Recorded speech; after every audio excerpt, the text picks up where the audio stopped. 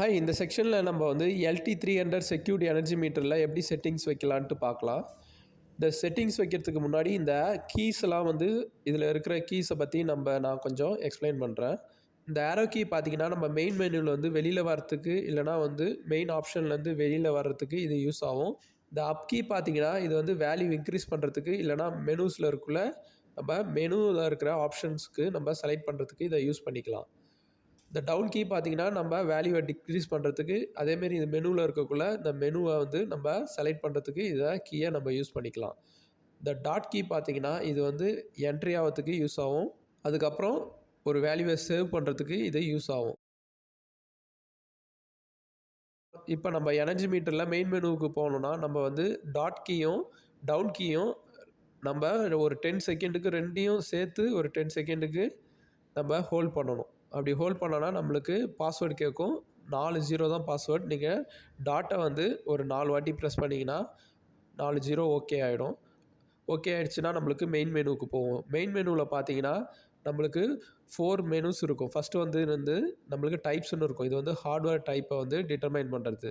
அதுக்குள்ளே பார்த்தீங்கன்னா ஒரு 4 மெனு இருக்கும். அந்த 4 மெனுவில் ஃபஸ்ட்டு இருக்கிறது வந்து LT4.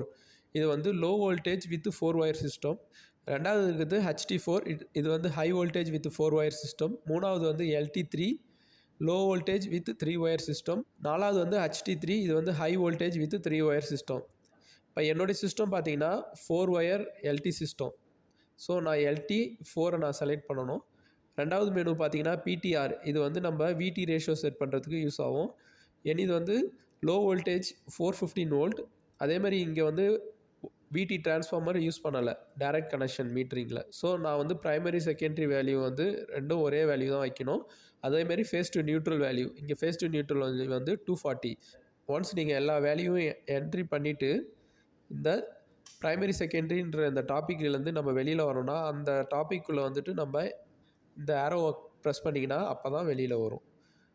நெக்ஸ்ட்டு வந்து நம்ம CTRை பார்க்கலாம். CTR வந்து CT ரேஷியோ செட் பண்ணுறது. என் சிஸ்டத்தில் பார்த்தீங்கன்னா CT ரேஷியோ வந்து 60/5 ஆம்ஸ்.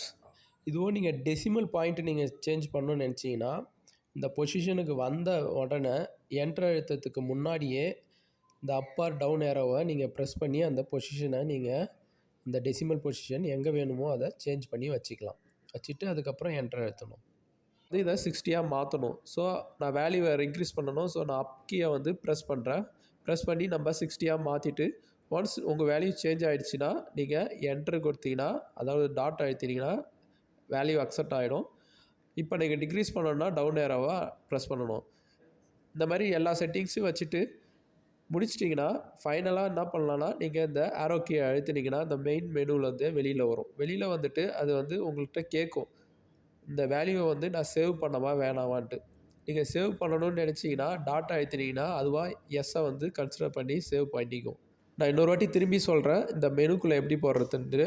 நம்ம டாட் கீயும் டவுன் கீயும் ரெண்டுத்தையும் ஒரே நேரத்தில் அழுத்தி பிடிச்சிட்டு ஒரு 10 செகண்ட் அழுத்தி பிடிக்கணும். பிடிச்சோன்னா நம்மளுக்கு பாஸ்வேர்டு கேட்கும். அப்போ வந்து 4 0 நம்ம ப்ரெஸ் பண்ணணும்.